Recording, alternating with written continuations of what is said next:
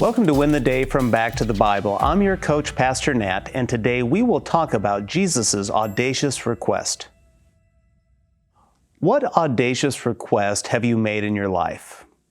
Perhaps it's the forgiveness of a debt or a delayed payment of an overwhelming bill. Maybe it was to join your spouse or coworker in first class on that overseas flight. I can think of several examples in my own life.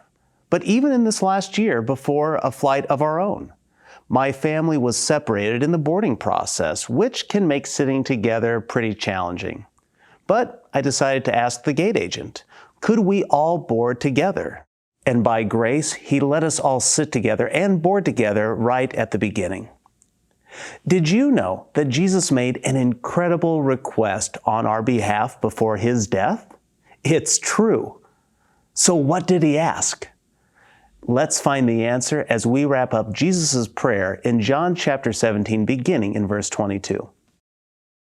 The glory that you have given me, I have given to them, that they may be one even as we are one, I in them and you in me, that they may become perfectly one, so that the world may know that you sent me and love them even as you loved me.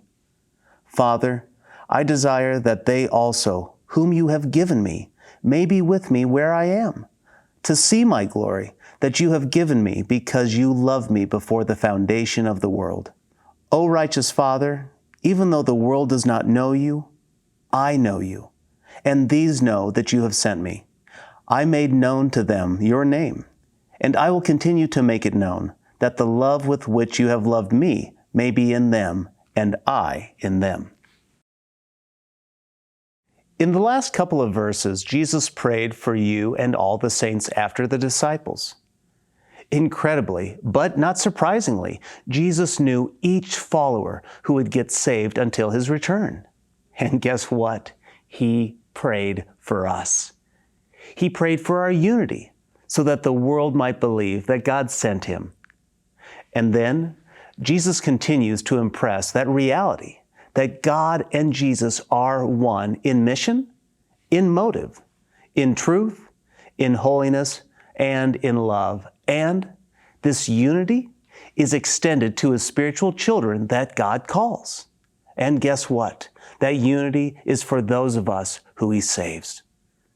Then in verse 24, Jesus makes the stunning request. He says, Father, I desire that they also, whom you have given me, may be with me where I am. To ask the gate agent to bend the rules so my family could board together was gutsy. To ask a stewardess to allow a person into first class is ridiculous. But for Jesus to ask God to allow us to be with him in his eternal glory in heaven, that should overwhelm us. But why?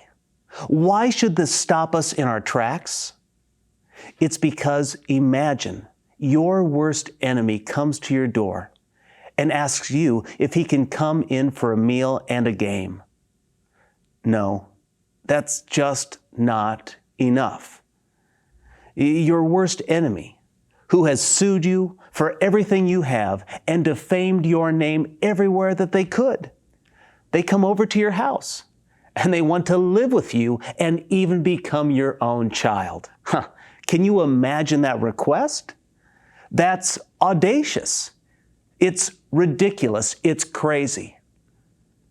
But Jesus says, I came to turn you from my enemy to my child. Not only am I asking God to transform you, but to give you a dwelling place forever in my Father's house. By God's grace, Jesus offers us a new today, tomorrow, and eternity. He saves our souls. He transforms our lives, and he welcomes us into the family. He invites us to be part of his family home. Friend, that's incredible. If you have ever felt unworthy of God's love, you should. I do. But because of that truth, I rejoice, I celebrate. In Jesus' prayer, he asked God for believers' preservation, jubilation, liberation, sanctification, unification, association, and glorification. What a prayer! What a request! Friend, what a friend we have in Jesus.